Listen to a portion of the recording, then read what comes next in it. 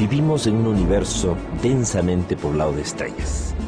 Nuestra galaxia, la Vía Láctea, tiene 400.000 millones de soles.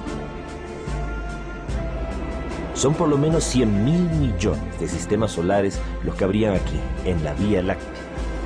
Y hay cientos de miles de millones de galaxias como la nuestra.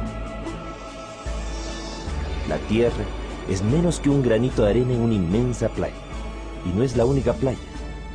¿Por qué solamente habría vida aquí en la Tierra? MC Castepol presenta. Hola amigos, soy Sixto Paz Wells. Nací el 12 de diciembre de 1955 en Lima, Perú. Mi padre investigaba los ovnis antes de que yo naciera. Nací en un ambiente favorable al tema. Mi padre desde pequeños, a mis hermanos y a mí, nos enseñó a pensar, no a creer que esto fuera posible. Que en un universo tan grande, lo raro no es de que pueda haber vida fuera de la Tierra. Lo raro sería de que no lo hubiese. Él había creado un instituto de investigación de los ovnis junto con amigos suyos de la Fuerza Aérea. En 1973, mi padre fue invitado a dar una conferencia en una agrupación yoga.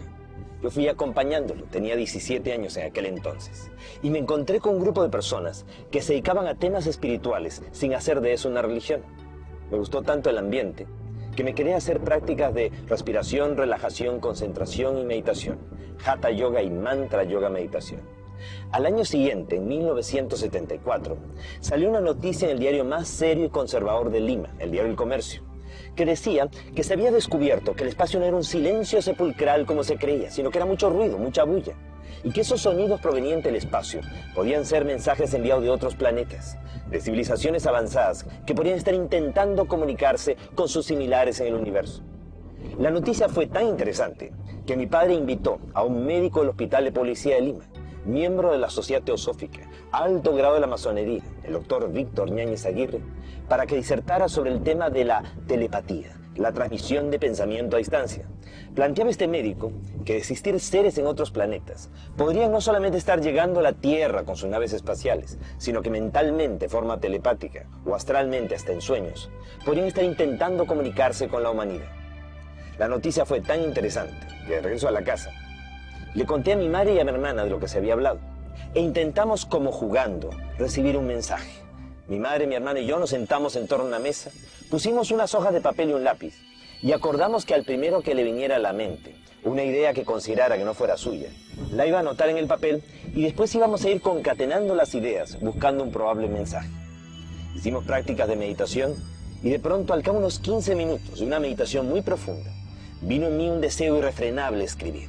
Una ansiedad tal que me llevó a abrir los ojos, estaba totalmente consciente, no estaba en estado de trance alguno. Y de pronto comencé a escribir a gran velocidad. Sentía en mi mente como que me hablaban al oído, como que me decían, sala de hogar buena para hacer la comunicación. Me llamo Oxal, soy de Morlen, ustedes le llaman Ganímedes, una de las lunas de Júpiter. Podemos tener contacto con ustedes, pronto nos verán. Naturalmente yo no creí que esto fuera real, pensé que era producto de mi imaginación. Sin embargo, mi madre y mi hermana me dijeron que habían recibido lo mismo, solo que no lo habían escrito. Yo lo había redactado simultáneamente en la medida en que lo iba recibiendo mentalmente. Era una psicografía, el fenómeno de escritura automática. Al día siguiente, con un grupo de amigos, repetimos el experimento y pedimos una prueba. Fuimos el 7 de febrero de 1974 al desierto de Chilca, al sur de Lima, donde el mensaje supuestamente nos estaba citando. Estuvimos allí desde el día anterior. No fuera a ser de que viéramos un meteorito, un satélite, un avión y nos confundiéramos y pensáramos que era el avistamiento anunciado. De pronto, se produjo un extraño resplandor. Detrás de los cerros se iluminó la noche como si fuera de día. Y todos hemos visto salir de entre los cerros un objeto luminoso que se desplazó sobre las crestas de las montañas. Quedó estable en el horizonte del lado derecho. El grupo que estaba disperso empezó a congregarse y todos empezamos a confrontar. Tú lo ves, yo también, ¿qué es esa luz? Cuando de pronto comenzó a ir descendiendo hasta que se colocó a una altura de unos 80 metros.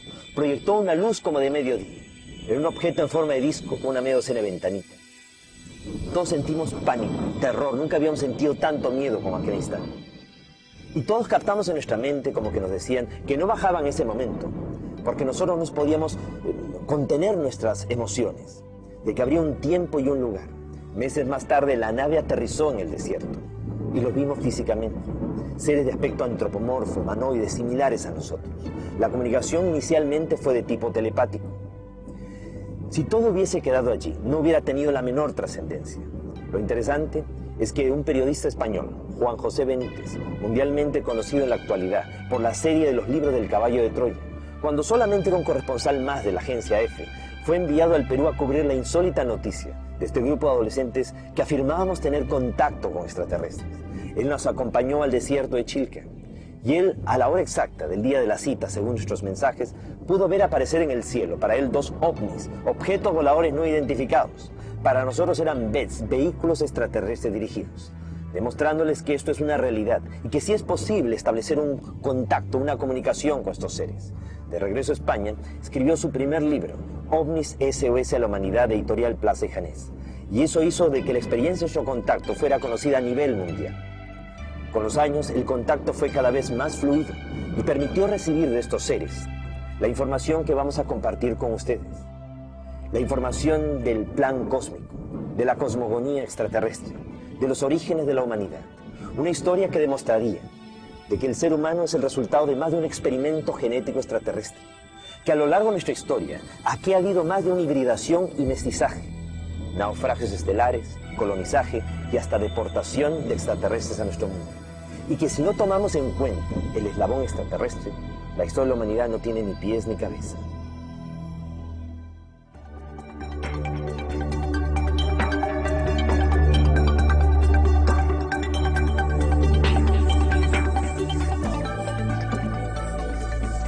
OVNIS. Nuestro pasado extraterrestre.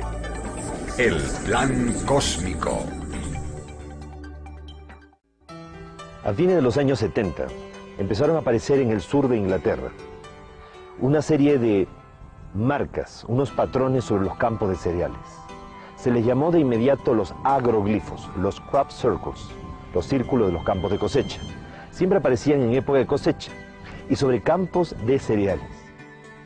Ya en la Edad Media se había registrado la observación de dichas figuras. Aparecían y se consideraban de que podían ser hechas por el demonio, por las hadas. Se les llamaba justamente Círculo de las Hadas y se advertía a la gente de que no se metieran en ellos porque podrían desaparecer. Cuando empiezan a aparecer estas figuras en los años 70, inicialmente eran figuras geométricas, círculos, triángulos, rectángulos. Inicialmente, cuando solamente eran círculos, se pensó que podían ser un fenómeno de geomagnetismo o algún tipo de remolino de viento, de pequeño tornado. Pero cuando ya las figuras se fueron tornando más complejas, estéticamente más bellas y más grandes, ya realmente hubo un interés, una preocupación por investigarlas. Y más aún cuando se dieron cuenta que las espigas no estaban más que dobladas.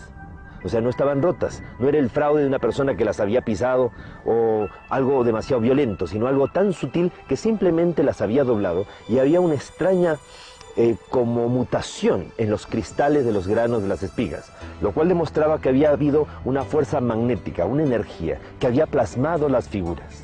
Era un mensaje del cielo aquí en la tierra.